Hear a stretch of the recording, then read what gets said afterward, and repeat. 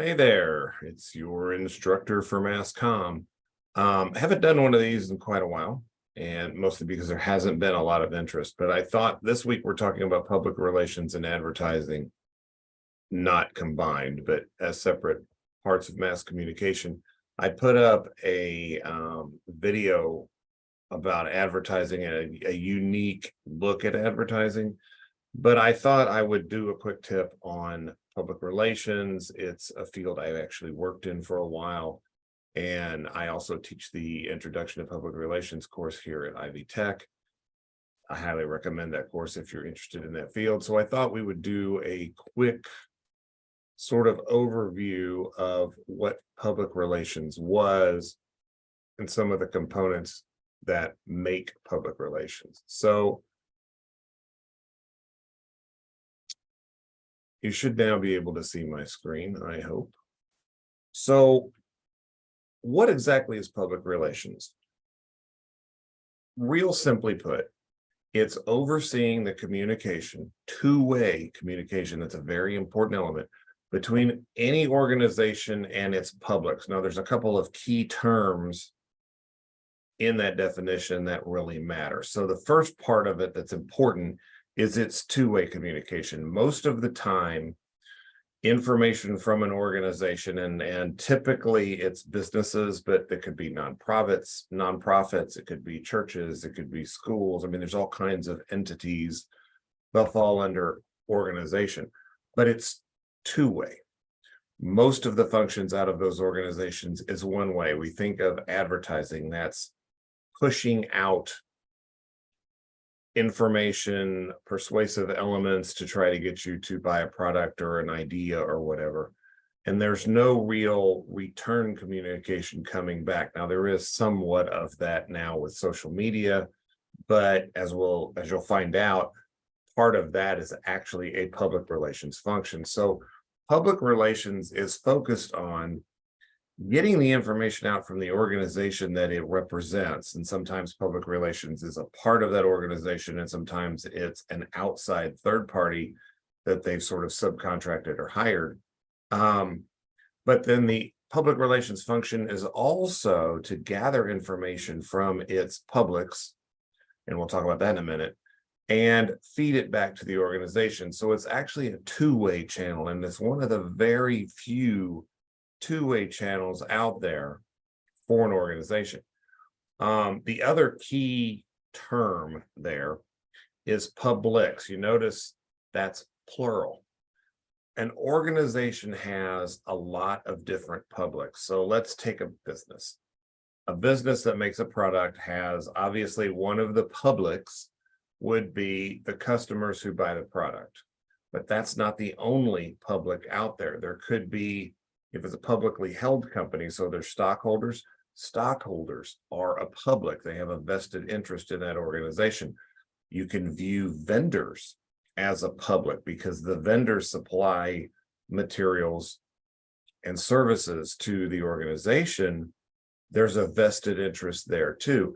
And the public relations function, along with other publics, is to channel two-way communication with the customers, and channel two-way communication with the stockholders, and channel two-way communication with the vendors. And a lot of times the information that you give one of those entities is not important or as relevant to another entity. So public relations keeps track of all those channels. So it's really the two-way communication channel that an organization speaks to all of its many different publics. And some organizations have a lot of publics, some don't have as much.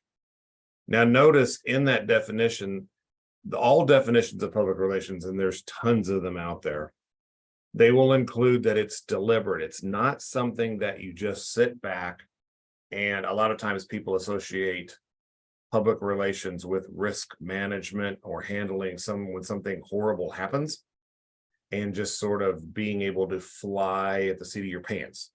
That's not it at all. There's a very, very deliberate, thought out information channels selected in public relations. So it's very deliberate. Most of the time it's very, very planned. You spend a lot of time saying, okay, how are we going to communicate with our publics? And how do we take this information from our publics and relay it back to the organization? So it's very carefully thought out.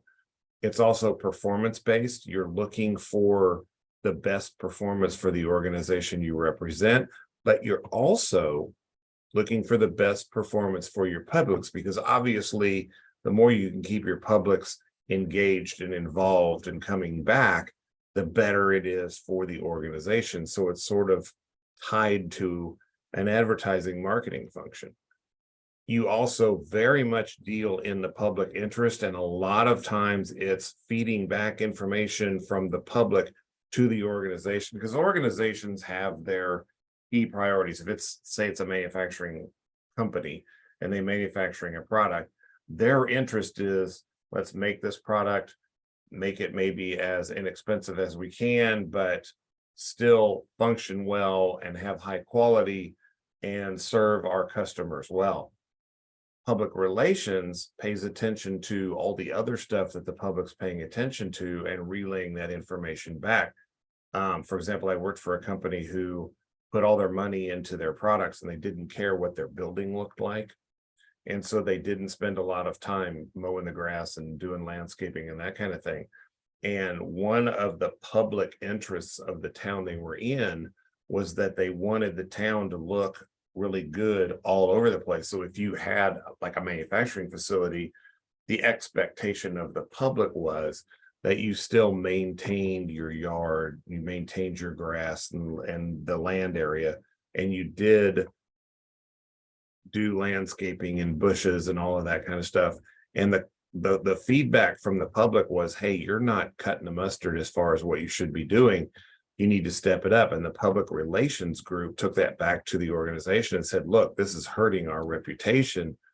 You might want to invest some money into the landscaping to make this thing look nice, because people view that as a reflection of the town you're in. And the company did that. So you're looking out for what the public's interests are and what the public is perceiving as being important, because it doesn't always match the organization. It's also very much two-way communication. You are obviously working for an organization, sending information out there, but it's different than marketing and advertising. You're actually relationship building in public relations. Marketing and advertising don't really focus that much on relationships other than giving the customer what they want. Public relations goes in and says, okay, is this what you want? Are there things you would rather have it do that's different than what we're doing, or are there more? There's a much more open two-way dialogue that goes on.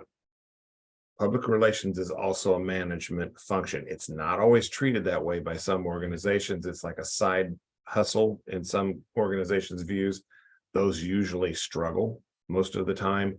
When public relations is included in the management, particularly in the upper management of an organization, the organization tends to function better, and so does the public relations group.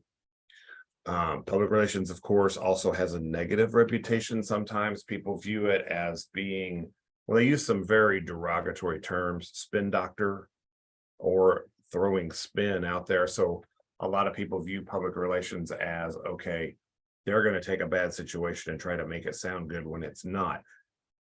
There is some element of that, because the public relations firm is looking to make the organization look in its best possible light, but it's also important in a good public relations firm for the public relations to come out and representing the organization say, we made a mistake and we want to make it right. And there's examples of it out there. I haven't read the exact all the way through in the chapter, but a real famous example, probably the most famous public relations case study, is Tylenol back in the 80s.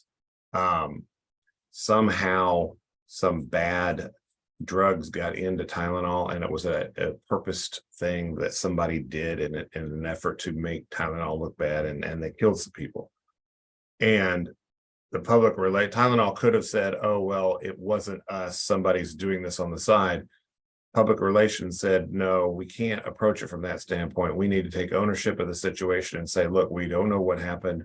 We're taking all the Tylenol off the market. And they dug into this whole scenario, and they actually created the um, ideal way to handle a public relations crisis type thing, but not always is it done that way. A lot of times they will take a bad situation and try to spin it into something that it's not, and that gives public relations a negative reputation, which it really shouldn't have, because there's a lot of good that comes out of it. A lot of people will view public relations things as a PR stunt or PR fluff, and that's not always the case either. Yes, there are some element of trying to use certain wording to make a point when you're representing the organization, but at the same time you're also paying attention to what the publics are saying and feeding it back. So it's not always a stunt. It might appear to be a stunt, but it's actually a small part of a carefully planned whole campaign, um, for awareness and understanding and communication. So public relation has unfairly gotten somewhat of a negative connotation, because there are some bad examples out there of how to handle public relations. The BP oil spill in the Gulf of Mexico is probably one of the biggest ones. If you ever seen the movie Deepwater Horizon, that's about that situation. Um, and the initial response of BP was horrible. And it's actually used as the example of what not to do from a public relations standpoint. But unfortunately, those things stand out. We love to see failures, and that was a huge failure, and it sticks in people's minds, and they don't see the 30 or 40 positive things that are going on over here, because we tend not to remember the positives. We tend to remember the negatives. So there is an uphill battle for public relations organizations to overcome that negative reputation. I'm not going to show this TED Talk, but I'll put a link to it. This TED Talk is a very interesting look at public relations from the negative aspect and why it's perceived that way. But in reality, public relations is a very necessary key element that can really help with any organization, no matter what kind of organization it is. And it's important to remember, public relations isn't just one thing. As you're about to find out, there's a lot of functions tied to it. And it's actually a process. You go through a whole set of steps. The book shows, I think it's 12 steps that you would go through, or 12 functions that public relations does. So it's a very vast organization. A really good way to remember the process is the acronym RACE. So public relations is about research, action, communication, and evaluation. So you have something that's going on, you research, what does the company want to do? What are the publics looking for? What is the connection between the two? How do they feel about it right now? How does the company feel about it? How do the publics feel about it? Have there been failures in the past? You try to get as much information about the situation as possible. Then you put together a program or a plan, a public relations program, and you build step by step how you want to proceed. And then, of course, there's the communication. That's a key part of public relations, two-way communication. So all of this background stuff goes into creating what communication you have coming out from the organization, but also how are we going to open up channels of communication coming back to see how we're doing and what adjustments we need to make and what other needs there are out there and all that kind of stuff. And then a critical part of it is evaluating after the communication, how was it received? Are there a lot of questions? Did we miss covering a certain area? Did we over cover something? And even later on, when a program is completely over, going back and looking at the program, could we have handled this better? Could we have handled it differently? Is there something that we missed initially that we should put into our checkbook, our book of checking what we need to cover, so that next time something is worked on, we make sure we cover those bases as well. So you're constantly looking at, okay, what can we do better? Then you go right back into the next project and you start doing the research. So it's a very cyclical, planned process that we use. 6 components that are used: research and analysis. We've got to research all kinds of stuff. We analyze what the situations are from a lot of different standpoints. Maybe the public, the purchasing public, is going to view one thing, stockholders are going to view something else. And you've got to research, what is the stockholder view? What is the public's view? What is the vendor's view? What are competitors' views? and analyzing all of that stuff. You've got to formulate policies. How do we want to proceed? What are our code of conduct, so to speak, and how do we want to proceed? What's acceptable language? All of that kind of stuff gets discussed. And then you build your program. So there's a lot of steps in programs. In the PR class, in my face-to-face one, we actually do a small PR project, and you get to look at case studies of how public relations programs are put together and what all of the steps involved are. And then there's that communication process, and there's a lot of aspects to this. So are you going to communicate through social media? Are you going to communicate through newspapers, television, some other form through the internet? Are you going to go word of mouth? Do you want to do it? Sometimes it's done like you set up a face-to-face kind of a press release or a conference, or you go to a conference of some kind, and announce. In the music industry, there's 2 conferences a year called NAMM, the National Association of Music Merchandisers.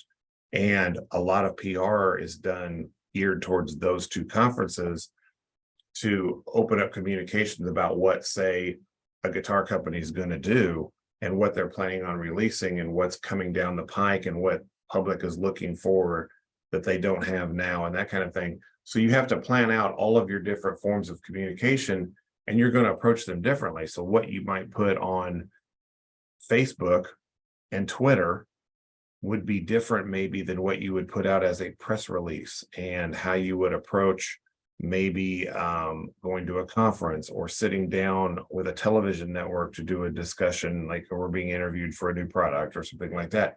There's all kinds of things that come up, and you have to look at all the different communication avenues that are present. You also figure out, how are we going to get feedback?